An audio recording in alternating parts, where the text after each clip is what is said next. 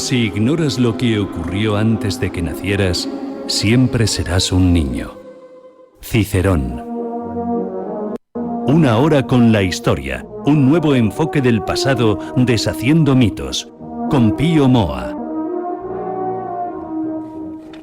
Pues una semana más en Informa Radio con don Pío Moa, hablando de historia y hablando de actualidad. Don Pío, bienvenido.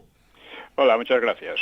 Bueno, antes de meternos en materia, como siempre decimos, como siempre hacemos, sería bueno dar un repaso a lo que está sucediendo, sobre todo en España. También podemos hablar de la inhabilitación de Marine Le Pen, que yo creo que es un gravísimo atentado contra la libertad, y lo que está pasando en España con el Valle de los Caídos, ¿no?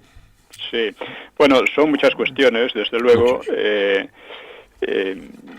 En fin, es difícil por dónde empezar. Sí, Lo de Marine Le Pen es gravísimo, porque además el argumento es que podría dar lugar a que protestara la izquierda, claro, claro la victoria.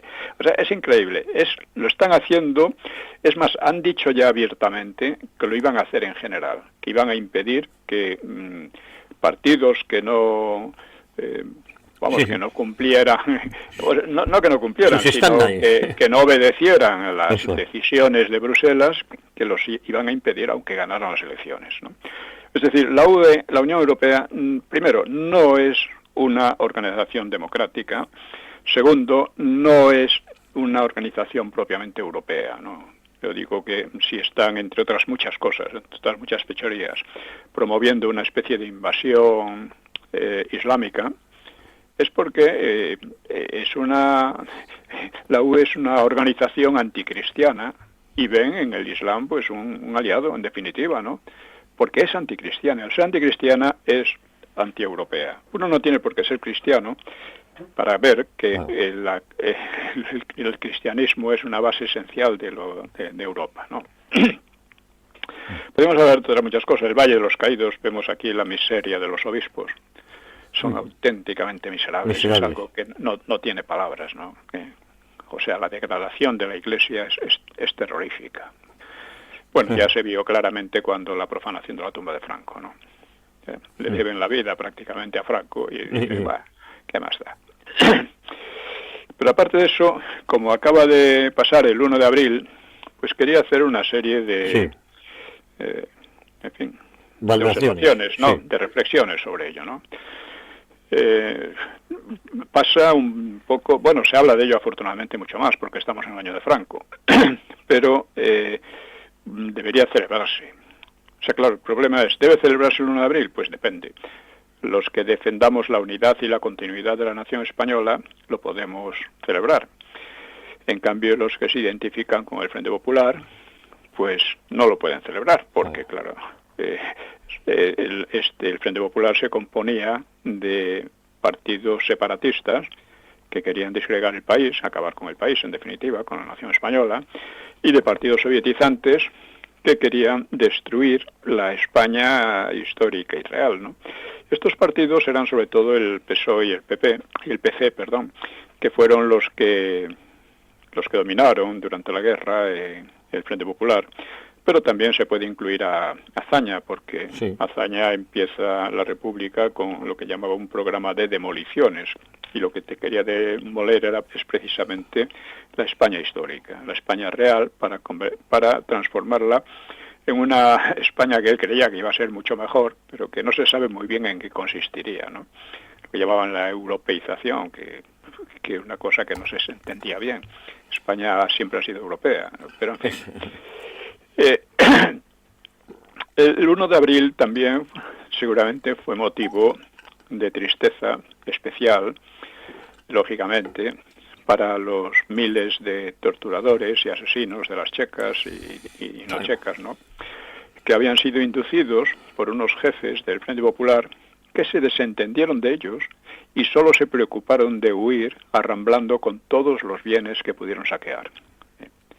Esto nunca se dice, fue así. O sea, esta gente, que muchos de ellos eran pobres diablos, gente, en fin, analfabetos o gente, muchos de ellos, no todos, ni mucho menos, ¿no? Me refiero a los asesinos, ¿no? A los chequistas, ¿no? Pues esta gente pues había sido incitada a hacer lo que habían hecho, vamos, con la idea de que no les iba a pasar nada porque iban a ganar la guerra, lógicamente, ¿no?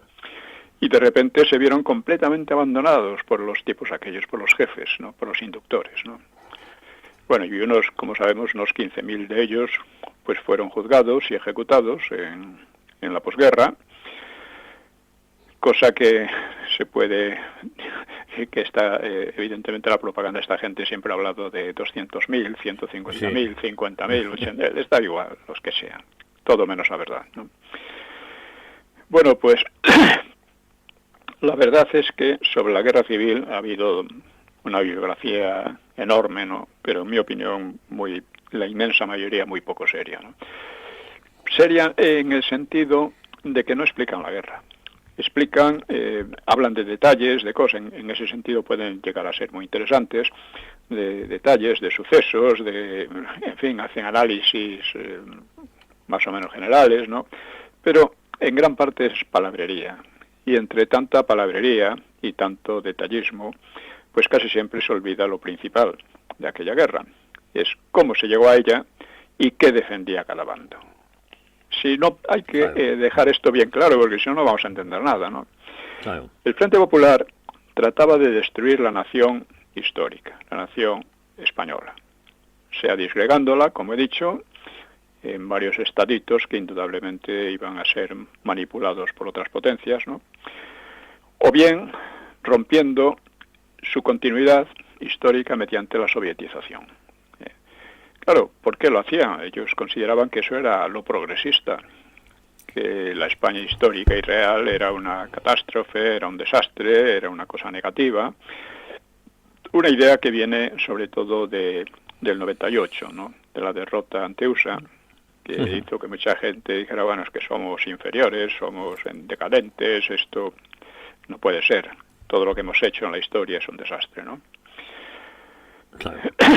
Bueno, pues por eso, por considerar que esto era así, provocaron la guerra. Esto lo he estudiado en el PSOE en la historia de España, que es porque es una idea compartida por el PSOE, compartida por los regeneracionistas, por Ortega, y ha tenido una influencia enorme, ¿no? Bueno, pues provocaron la guerra por eso. Creyeron que la ganarían y la provocaron al destruir la legalidad republicana, que era en principio democrática, ¿no? Con muchos defectos, ¿no? Pero en principio, ¿no? Por eso la derecha pudo ganar las elecciones en el 33, ¿no? Todo eso fracasó porque estos otros pensaban que eso daba igual, que lo que tenían que hacer era imponer ellos sus versiones y se acabó. El Frente Popular, pues Gregorio Marañón lo diagnosticó como una explosión de estupidez y canallería. Sin embargo, claro, los dirigentes creían, o hacían como que creían, que iban a convertir al país en una especie de paraíso, ¿no? El sumum del progreso y de la libertad, ¿no? Conviene recordar lo que dijo del bando rojo Gregorio Marañón. Gregorio Marañón fue uno de los padres espirituales de la República, junto con Ortega y López de Ayala, y efectivamente llegó a concluir que había sido un gigantesco error, ¿no? Y conviene recordar lo que dijo, porque yo creo que hoy diría algo parecido de los sucesores del Frente Popular, ¿no? Los que están haciendo las leyes de memoria y tal. Marañón se refería, lo más irritante de los rojos es su constante mentira. Decía, todo en ellos es latrocinio, locura y estupidez. Estupidez y canallería de estos cretinos criminales. ¿Cómo poner peros, aunque los haya, a los del otro lado? Dice, horroriza pensar que esta cuadrilla hubiera podido hacerse dueña de España. Sin quererlo, siento que estoy lleno de resquicios por donde me entra el odio, que nunca conocí, y aún es mayor mi dolor por haber sido amigo de tales escarabajos. De allá la dice de cosas parecidas, Ortega anda con más cuidado, pero viene a decir lo mismo. ¿No? Esto es, hay que recordar también lo que decía Besteiro al terminar la guerra. Hemos sido vencidos por nuestras propias culpas, por habernos dejado arrastrar a un a una idea soviética, ¿no? Que es lo peor que ha ocurrido en la historia, ¿no? Uh-huh. Y el mérito de haber acabado con esto, con esa pesadilla, la tienen, sean cuales sean sus defectos, los nacionales, el llamar a los nacionalistas, que se han batido en la gran cruzada anticomintern, o sea, antisoviética. Sí, sí. Y aparte de eso, sobre el significado de la guerra civil, hay mucha confusión, porque esto no queda claro. Todo son pequeñas historias, detalles, historias. No, el enfoque general es este. Lo que se jugaba era la continuidad histórica de España. Y esa confusión en gran parte se debe a cierta ineptitud intelectual de una derecha modosita, beata, hipocritona. Sale con la guerra entre hermanos. Hombre, todas las guerras son entre hermanos. Eso es una cosa puramente... Lo que tenemos que ver es por qué estos hermanos se pelearon y qué quería cada uno de ellos, ¿no? Esta es la cuestión. Además, esta derecha pues se amolda enseguida a las patrañas de propaganda de la izquierda, ¿no? Habla de un bando republicano, como si ese bando republicano no hubiera destruido la República. Suelta lágrimas de cocodrilo por las víctimas del terror de ambos bandos, etcétera, ¿no? La cuestión del terror, precisamente, ha sido una de las más utilizadas para encubrir el verdadero carácter de la guerra. ¿Hubo terror en los dos bandos? Pues sí, en todas las guerras lo hay, ¿no? En mayor o menor medida. Pero hay diferencias. El terror de los que defendían la continuidad de España fue un terror de venganza por los crímenes sufridos desde el comienzo de la República. Porque la República ya empiezan estos progresistas quemando iglesias, bibliotecas, centros de enseñanza, por el delito de ser católicos, ¿no? Y luego sigue con asesinatos, con la insurrección del 34, etcétera, ¿no? Que la derecha tuvo que aguantar de mala manera, ¿no? Hasta que llega un momento en que aquello explota. En cambio, en el bando de los destructores de España, el terror fue un terror de exterminio de clase, que llamaban ellos de clase, ¿no? O sea, se tenían que exterminar a lo que llamaban burgueses, al clero, en fin, a todos los que ellos consideraban enemigos, ¿no? Pero es que además este terror de exterminio, que ya digo, el otro fue de venganza, que tenía sus límites y no llegaba al sadismo que llegó a tener el de exterminio, es que además se ejerció entre los propios partidos del Frente Popular. Entre ellos asesinaron de una manera bárbara. Esto, ¿por qué no se dice? ¿Por qué no se explica? No se claramente, porque eso define la situación. Uh-huh. Luego, hay una historiografía de derecha, ligada al PP, lógicamente, que presenta la guerra como una especie de locura sádica que les dio a algunos de izquierda y de derecha, los cuales pues arrastraron al país a la masacre. Sí. Claro, si esto lo comparamos con la versión de la izquierda por lo menos tiene coherencia, es inteligible.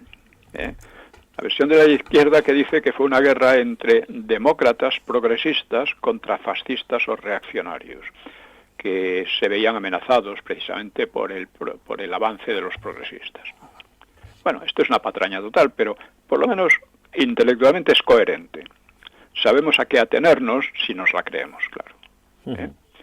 Con lo otro no sabemos. Resulta que a unos tíos no se sabe muy bien por qué, de buenas a primeras les dio por asesinarse. Y arrastrar a los demás a asesinarse, ¿no?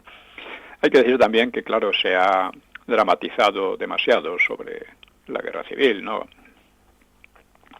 Yo en una discusión en una televisión, pues una señora decía que claro, porque aquello fue una masacre terrible, todas las familias tienen muertos y no sé qué. Y yo le dije, mire, el total de muertos en la guerra civil no llegó a los 300.000, para una población de 20 y tantos millones de habitantes. Por lo tanto, tampoco fue tanto. Y en los mitos del franquismo, he expuesto un poco como una comparación entre guerras civiles del siglo XX en otros países y la de España. La de España no fue en absoluto de las más sangrientas, ¿no? De las más cruentas, ¿no? Fue de una intensidad media alta, ¿no? Pero más bien media, ¿no? Comparado con la guerra civil rusa, incluso con la guerra civil de americana también, de USA en el siglo anterior, comparado con la guerra civil que hubo en Grecia al terminar la guerra mundial, etcétera, y con otras, no hablemos ya de guerras generales como que fueron también civiles, ¿no? La guerra de Corea. De Corea, por ejemplo, claro. O Vietnam, luego más tarde. Bueno, aquello ya hay comparación. Baste decir que solo en la Segunda Guerra Mundial, en el asedio de Leningrado, murió el triple de gente que en la Guerra Civil Española, y en el mismo tiempo, porque fueron aproximadamente 3 años.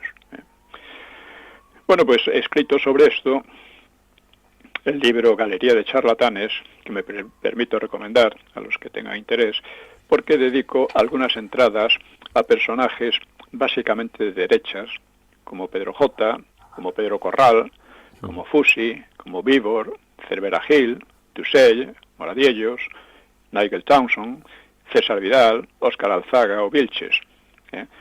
Dedico algunas para aclarar algunas cuestiones que parece que las tienen muy confusas, ¿no? Porque desde el punto de vista intelectual, como digo, las versiones de la derecha de esta derecha son más incoherentes que los embrollos de la izquierda, ¿no? Y bueno, me ha preguntado un lector,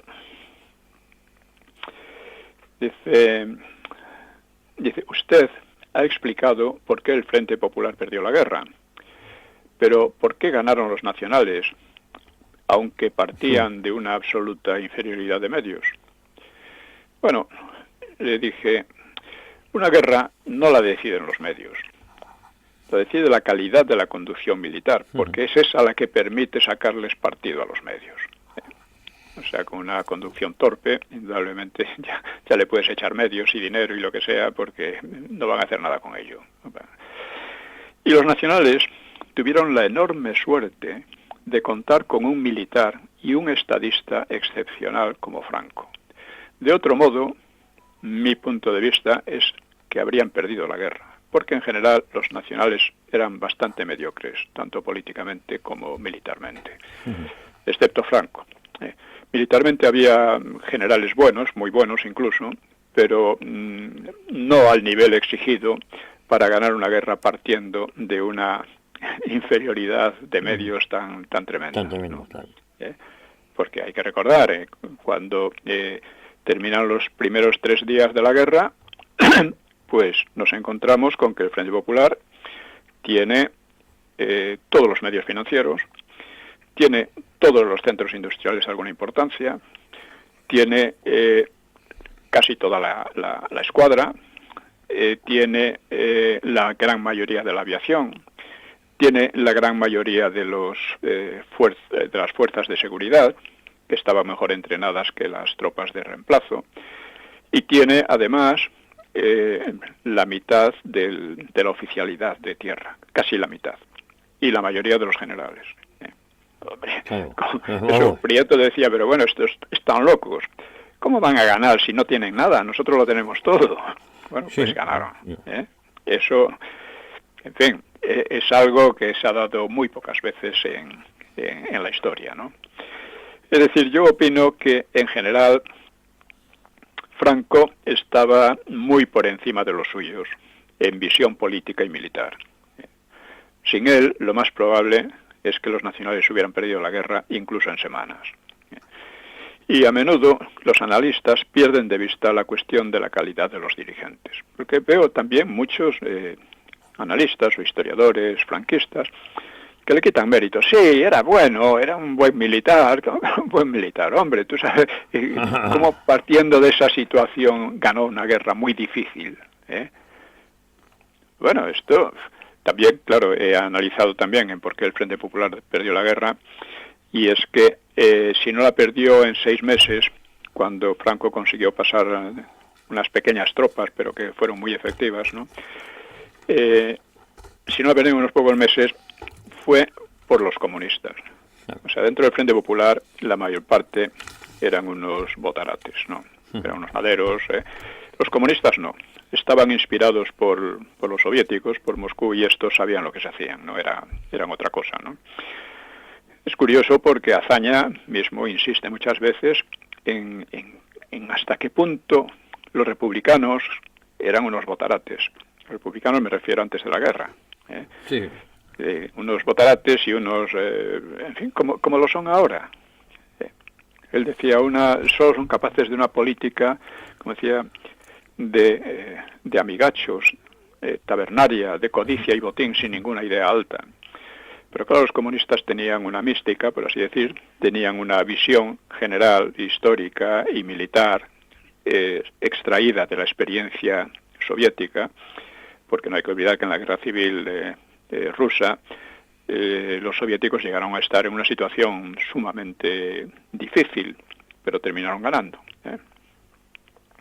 Entonces, esto quiere decir que ellos tenían ya esa experiencia, que era una experiencia de una brutalidad tremenda, pero eficaz, y que fue lo que intentaron aplicar en España militarmente, pero a pesar de eso fueron vencidos por Franco, ¿no? Es decir, quiero insistir, la calidad de la conducción bélica de la guerra es fundamental.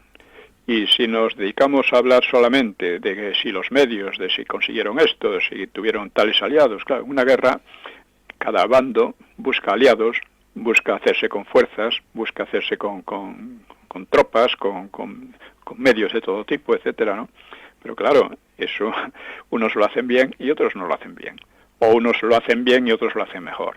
Y en el caso de la guerra civil, digamos, fue Franco el que inmediatamente, por ejemplo, una de las cosas que se ven es que inmediatamente impuso primero salvó al resto de los sublevados, a Mola y a Queipo de Llano, ¿no? Y en segundo lugar, por eso fue elegido el principal dirigente, ¿no? Y luego impuso una disciplina muy clara, un mando único, que descansaba en él mismo, que esto era esencial, que eso tardó mucho y nunca llegaron a conseguirlo los comunistas en el otro bando.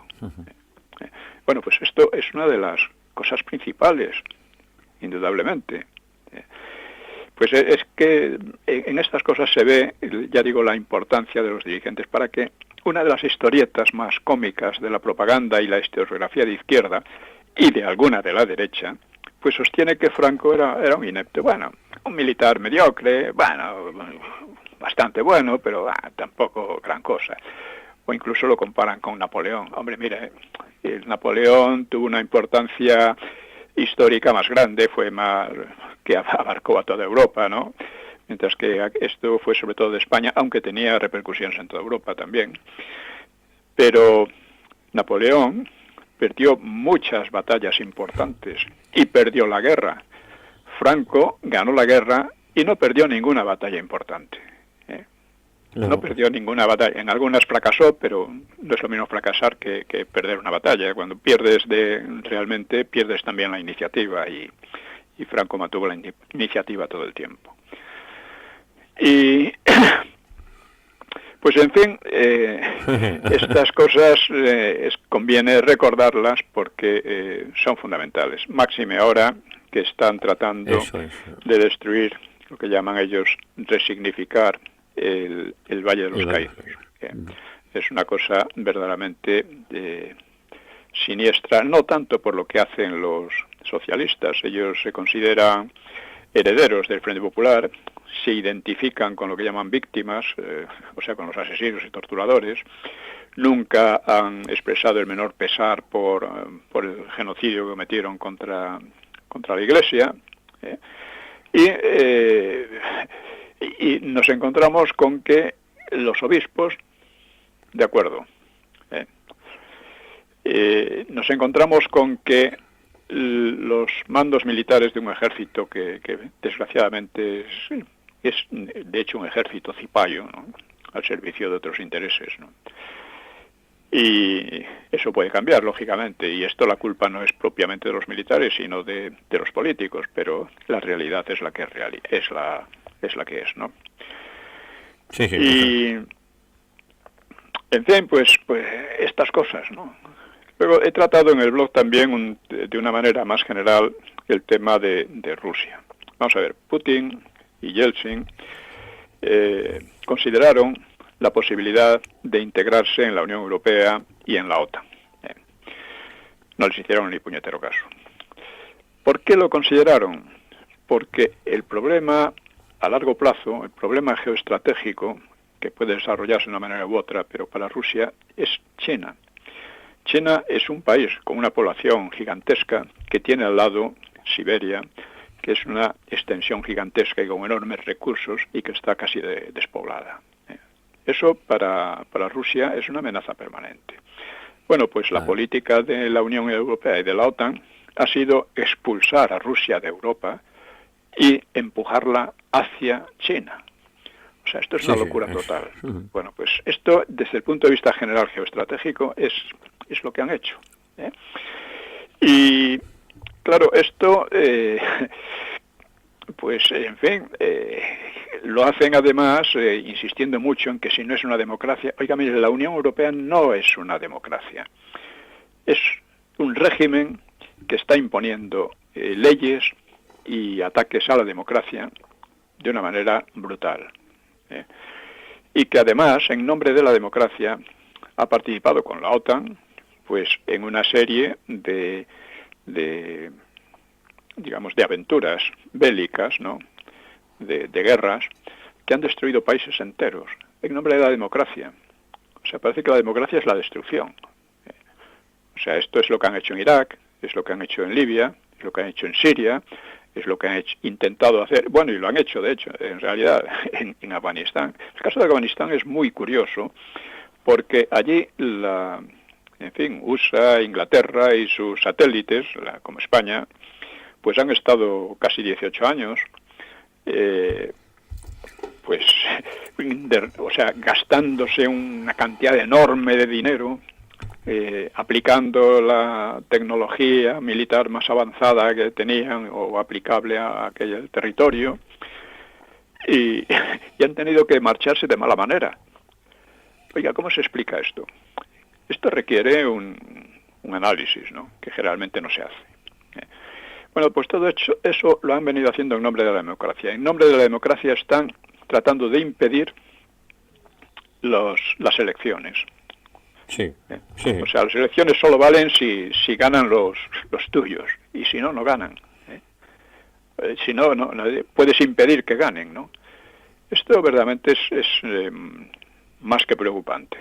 Es más que preocupante. Yo creo que simplemente tenemos que rebelarnos y terminar por derrocar a esta gente, porque si no, es verdad, van a convertir España en una cárcel, ¿no? España y Europa, ¿no?, están en ello.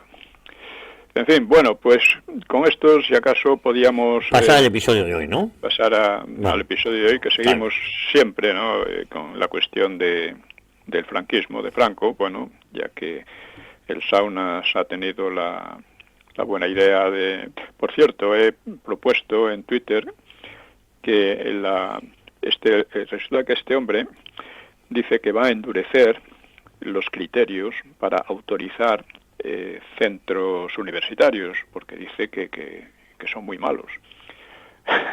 Esto lo dice un tío que tiene un falso doctorado, y que su mujer, en fin, ha estado en la universidad.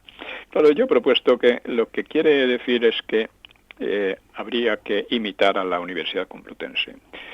Y propongo que a la Universidad Complutense se le haga la misma faena, vamos a decir, que al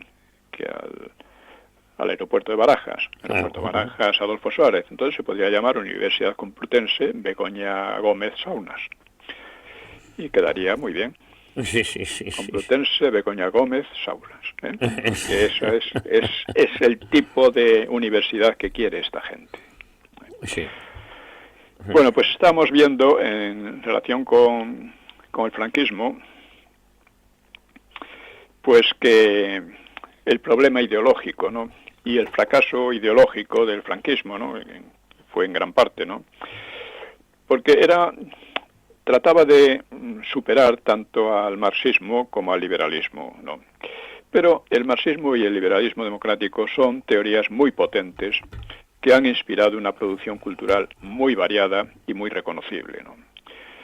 En cambio, de la producción cultural de la era de Franco, que también es muy variada y en parte muy valiosa, pero solo una pequeña parte de ella se identifica con el franquismo. Esto lo decía Stelain Entralgo, unas tonterías diciendo, claro, o sea, tratando de demostrar que los intelectuales, escritores, etcétera, que hubo en el tiempo de Franco, que fueron muchos y muy importantes, que eran antifranquistas. Oiga, si eran antifranquistas, es que el franquismo no era una dictadura, porque claro, ¿cómo les iba a permitir de esta manera, no? Pero la cosa fue así. El hecho real es que el grueso de la producción intelectual en el franquismo fue ajeno al franquismo, y una fracción considerable pues fue contraria, ¿no? El marxismo y la democracia liberal tienen una aspiración o una pretensión universalista. Afirman tener soluciones para casi todos los problemas de la humanidad y hasta para interpretar adecuadamente su destino y el sentido de la historia, ¿no? De ahí que sus potencias rectoras, o sea, la Unión Soviética y USA, pues no hayan vacilado en inmiscuirse en los asuntos internos de las demás naciones, mientras que el franquismo se limitaba a España, con influencia en Hispanoamérica, y como una solución empírica a la grave crisis de los años 30. La crisis de los años 30 afectó al mundo entero. Era una crisis del liberalismo, claro, junto con la provocada por la Revolución Soviética y por el caos económico después del crack de la bolsa de Nueva York, ¿no? En el 29. Aquí en España se invocó sobre todo el catolicismo, ¿no? El catolicismo también tiene aspiraciones universales,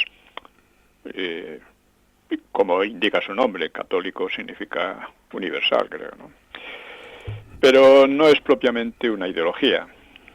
En política constituye en todo caso una guía muy general, una guía espiritual general, compatible con sistemas políticos muy diversos, y además no depende de ninguna potencia nacional o imperial, como USA o la Unión Soviética, por lo cual Roma, es decir, el Vaticano, podía desvincularse políticamente del régimen español si lo encontraba conveniente. Y, por cierto, lo hizo. Esto es así, o sea, Roma tiene su propia política universalista, consideraba que con el Vaticano II que el régimen franquista no tenía futuro, que no tardaría en ser eliminado y que no valía la pena supeditarse a él. Bien. Bueno, estas limitaciones del franquismo, es decir, su carácter, su ligazón extrema a la Iglesia Católica, ¿no? Pues esta limitación y la deficiencia teorizante pues ayudan a explicar por qué tantos miembros de las distintas familias del régimen terminaron recalando precisamente en el marxismo o en el demoliberalismo, que al principio lo condenaban, ¿no? Y cuando USA tomó el relevo en la lucha contra el comunismo y Europa Occidental, porque la Segunda Guerra Mundial se ganó con una alianza fundamentalmente entre USA y la Unión Soviética, también Inglaterra, ¿no? Pues, pero después aquella alianza no duró. Esto Franco ya lo vio enseguida, ¿no? Dijo, esto vamos a aguantar porque esta alianza es falsa y no va a durar. Bueno, pues cuando USA, como digo, tomó el relevo en la lucha contra el comunismo, después de ser aliado de él, pues Europa Occidental además se rehizo económicamente, pues la atracción de USA y de Europa Occidental pues fue paralizando el el inicial impulso ideológico franquista de primera hora. Un impulso que resultó poco tenaz, ¿no? Y todo ello no prueba, hay que repetirlo, la imposibilidad de un desarrollo intelectual superador del marxismo o del liberalismo, porque ninguna ideología puede darse por definitiva. Eso lo prueba la historia. Pero en realidad no ocurrió. O sea, no ocurrió esa superación, porque no surgieron quizá pensadores al nivel de la tarea o por otras causas. Que ahora no vamos a extendernos sobre ellas. Y de ahí que el franquismo terminó limitado a una mentalidad, más que a una teoría o una ideología, ¿no? Y terminara diluyéndose a pesar de sus indiscutibles éxitos prácticos, o incluso precisamente a causa de ellos, porque creó condiciones para una democracia liberal que, y hay que insistir en ello, el gran problema es si iba a ser una democracia convulsa y violenta como la República, o iba a ser otra cosa, que en principio las condiciones permitían otra cosa. Y hoy la crisis económica y europeísta, con repercusiones políticas y sociales muy amplias, pues ofrece tal vez la oportunidad de cumplir de un modo u otro el programa superador que deseaba aquel régimen. Ahora, que esto es una posibilidad, pero yo no veo muchos indicios de ello. Más bien veo algunos populismos poco o mal elaborados. Esto lo decía yo hace años en el libro Los mitos del franquismo, pero actualmente ha surgido algo nuevo, que es Vox. Sí. Porque el gran problema que se creó a partir sobre todo del 2002, cuando la condena del PP al franquismo, que era una condena que prácticamente condenaba también la transición y todo, aunque no se decía, pero implícitamente era eso. Sí, sí. Pues se creó esta complicidad permanente entre el PP y el PSOE, complicidad en la que el PP hacía de ayudante del PSOE.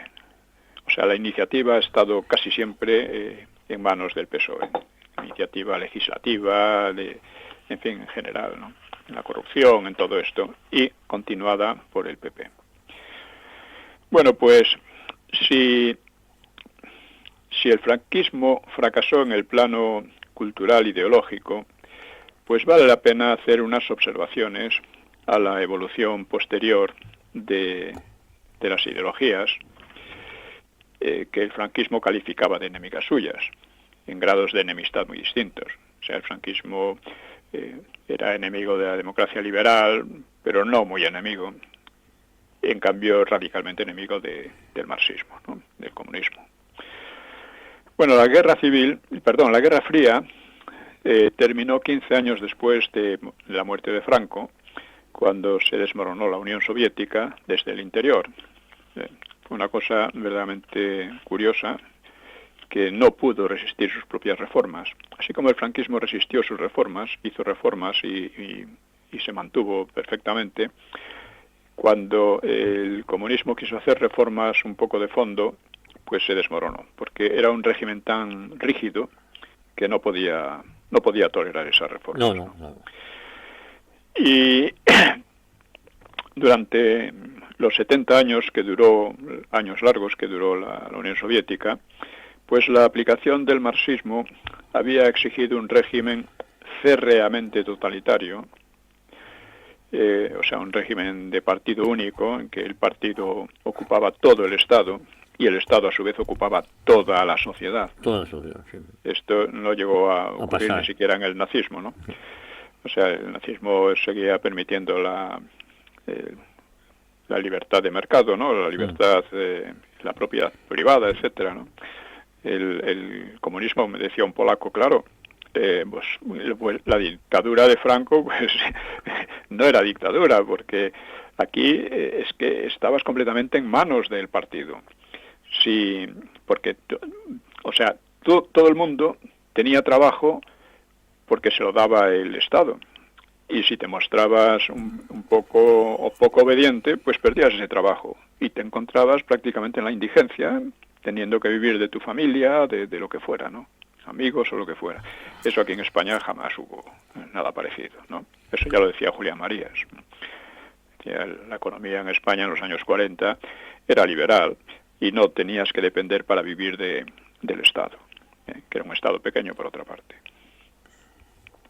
Pues esto era un régimen férreo, justificado por esperanzas de liberación y de riqueza humanas tan gigantescas como vagas.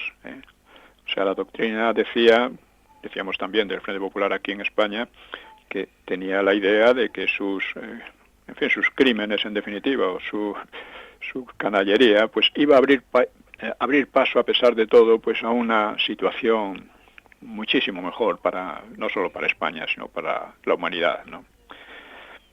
O sea, eran unas esperanzas típicamente ideológicas, ¿no? Y que se demostrarían utópicas a pesar de que se pretendían científicas. Según Marx, la economía determina a grandes rasgos el curso de la historia y, claro, no deja de ser irónico que la aplicación de su teoría haya fallado precisamente por el factor económico, porque efectivamente la Unión Soviética, en tiempos de Khrushchev, decía que en 10 años, en 20 años, no me acuerdo, que iba a superar a USA, ¿no? Y era todo lo contrario, cada vez el desnivel era mayor, desnivel a favor de USA y lo contrario contra la Unión Soviética, ¿no? Bueno, las promesas de superar el nivel de producción y consumo de los países occidentales, pues no se cumplieron. Y la inferioridad relativa de la Unión Soviética creció constantemente, con lo cual eliminaba toda disculpa para un régimen policíaco asfixiante, ¿no? Un régimen que, ya digo, se justificaba en los buenos resultados que iba a dar. Según la ciencia marxista, ciencia entre comillas, las necesidades materiales humanas pueden ser cubiertas planificadamente, con lo cual se superaría lo que llamaban la anarquía del mercado capitalista, con sus crisis recurrentes y su desorden. Bueno, la realidad ha acreditado lo contrario, ¿no? Como pronosticaba Hayek y otros estudiosos, ¿no? Países comunistas como China o Vietnam han prosperado solo después de haber atenuado los rasgos totalitarios, de haber arrumbado los dogmas económicos marxistas y de haber expandido el mercado, cosa que es curioso que no se ha revelado incompatible con gobiernos cerrados y opresivos, porque en China y en Vietnam, que han prosperado mucho económicamente, pues la verdad es que lo han hecho, curiosamente, bajo unos regímenes que siguen siendo totalitarios, regímenes comunistas, ¿no? Comunistas en la ideología, en la teoría, en el dominio político, pero no en la práctica económica. Bueno, pues el colapso soviético, que fue tan rápido y tan inesperado, pues pareció dejar el campo totalmente libre para las ideas y los sistemas demoliberales, que ya no tenían rivales ideológicos serios. Y aquí es muy interesante la obra de Fukuyama, El fin de la historia y el último hombre, que entendió la caída de la Unión Soviética como el paso a la sustitución de las ideologías por la economía, en definitiva. La cuestión de la economía y del materialismo son muy interesantes porque son además muy contradictorias, ¿no? La economía es muy importante, pero no lo es todo. Es un poco lo que decíamos al hablar de la guerra, los medios y la dirección. La dirección es el aspecto espiritual, por así decir, y los medios el aspecto material, si se quiere ver así. Pero la utilización de los medios depende del espíritu, de la parte espiritual. Eso además que hay otra cuestión cuando hablamos de materialismo. El materialismo se opone, en general, en el marxismo a lo que llaman el idealismo o el espiritualismo. Sin embargo, el materialismo es una creación del espíritu humano también. Claro, es una cosa... Bueno, pues ya digo, la sustitución de ideologías por la economía. Algo parecido había pronosticado en 1971 el pensador franquista Gonzalo Fernández de la Mora, que es un pensador muy importante, ¿eh? Pero por supuesto está olvidado, entre comillas, por las tonterías de ahora, ¿no? Pues eso en su libro El crepúsculo de las ideologías. Pero Fukuyama iba más allá, al describir un mundo muy poco estimulante, un mundo sin pasiones, sin filosofía, sin arte, con el poder político dedicado a resolver los 1000 problemas técnicos planteados por las exigencias consumistas de la sociedad. Lo cual, de otro modo, venía a justificar la tesis materialista de Marx sobre el papel determinante de la economía en el transcurso de la historia. Vemos que es un poco girar en círculos, ¿no?, desde el punto de vista teórico. Lo importante de Fukuyama es que, a pesar de que se equivocó evidentemente, pero durante unas pocas décadas pareció que el mundo se había convertido en unipolar, con USA como el gran polo al que se dirigía, que atraía al resto del mundo, ¿no?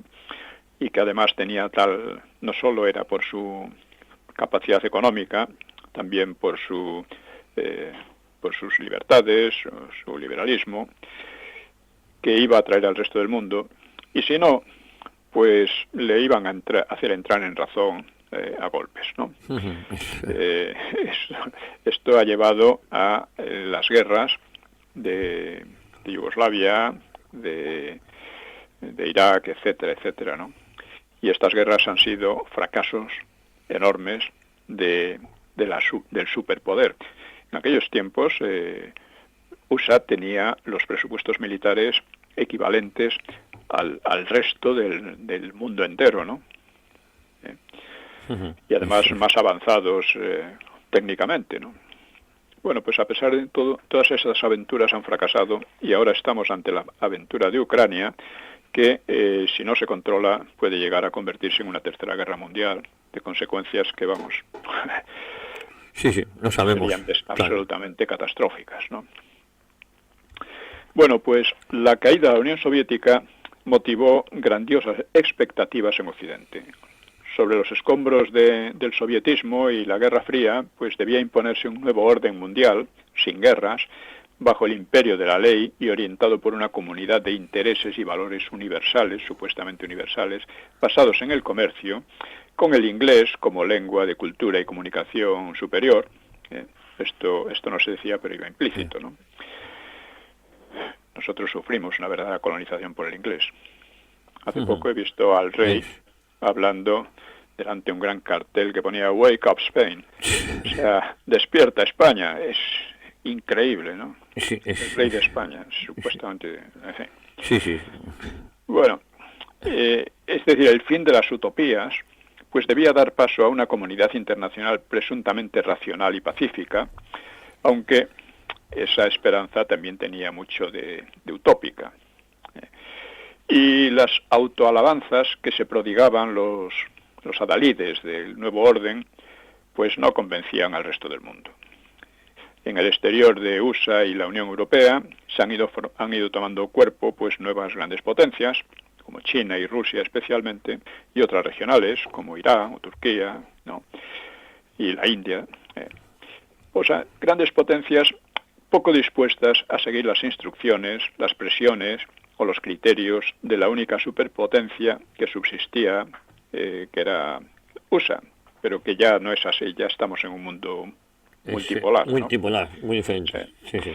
Y en el interior de los países occidentales han crecido movimientos pacifistas, ecologistas, feministas, multiculturalistas, etcétera, que son productos en gran medida de la descomposición del marxismo, que en parte son asimilados y en parte son inasimilables para una democracia liberal.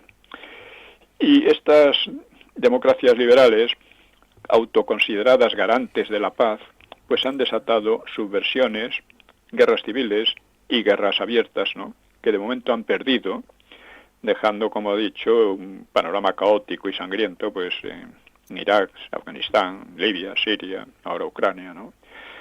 Y bueno, yo creo que aquí vamos a terminar hoy porque... Sí, lo dejamos aquí, si le parece. Sí, porque tengo otra, ahora mismo ha coincidido con otra gestión que tengo que hacer. Pues nada, además hemos casi concluido el tiempo, don Pío, pues con la promesa de volver la próxima semana aquí a Informa Radio. De acuerdo, muy bien, muchas gracias y un abrazo para todos. Un abrazo, hasta ahora.